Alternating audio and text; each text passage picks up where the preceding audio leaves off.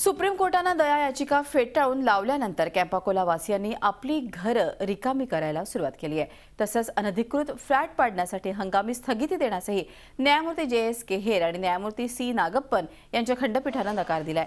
2 जूनपर्यंत मुदत ठेवूनही कोणी साव्या ताब्यात दिल्या नसल्याने महापालिकेने अवमान याचिका दाखल करण्याचा इशारा दिला होता।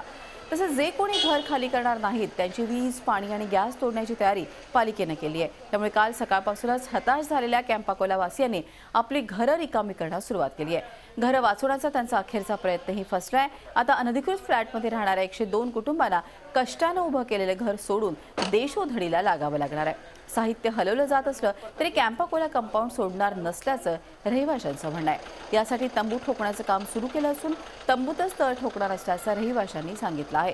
कॅम्पाकोला वासियांना न्याय देण्याचे सर्वपक्ष नेत्यांचं आश्वासन ही केवळ घोषणाबाजीच ठरली आहे। याचा आढावा घेतलाय आमचे प्रतिनिधी कृष्णात पाटील यांनी। कॅम्पाकोला रहिवाशांची याचिका जी सुप्रीम कोर्टात काल दाखल करण्यात आली होती ती याचिका फेटाळल्यानंतर जे इथले रहिवासी आहेत ते आपलं साहित्य, घर साहित्य संपूर्णतः हलवण्यास सुरुवात केलेली आहे। जे दुसऱ्या ठिकाणी शिफ्ट करतायत सर्व साहित्य। सुप्रीम कोर्टाने जी याचिका जी विचारात घेतली होती परंतु त्या संदर्भातली जी याचिका आहे ती फेटाळली गेलेली आहे। त्यामुळे सर्वच इथले रहिवासी जे आहेत ते जे घरचं साहित्य आहे ते काही प्रमाणात शिफ्ट करतायत, परंतु इथून कुठल्याही परिस्थितीत इथून जाण्याचा विचार जो आहे तो तिने केलेला नाही। या ठिकाणी जो इथं तंबू ठोकून इथं राहण्याचा जो संकल्प त्याने केलेला आहे।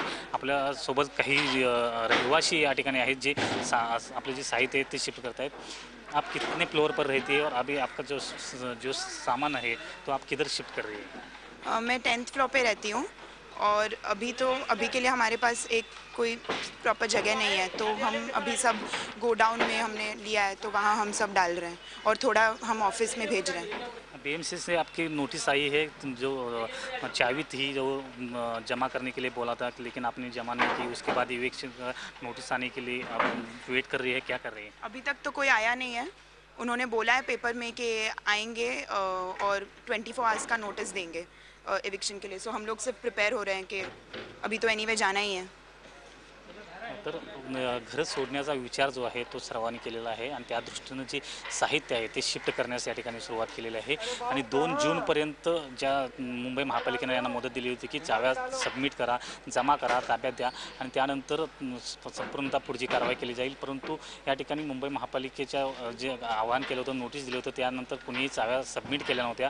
त्यामुळे अवमान याचिका दाखल करण्याची तयारी सुप्रीम कोर्टात मुंबई महापालिकेने दाखवली होती, परंतु आता सर्वजण आपले साहित्य या ठिकाणी शिफ्ट करताना दिसत आहेत। त्यामुळे लवकरच जो मान्सून या ठिकाणी सुरू होणार आहे, पावसाळा सुरू होणार आहे, या पावसाळ्यामध्ये कुठं राहायचा हा प्रश्न या ठिकाणी असणार आहे, परंतु काही रहिवाशांनी या ठिकाणी तंबू ठोकून राहण्याचा विचार केलेला आहे आणि त्या दृष्टीनं तंबू देखील या ठिकाणी घातला जातोय। Video journalist Sumesh Krishnat Patil, Zee media, Mumbai.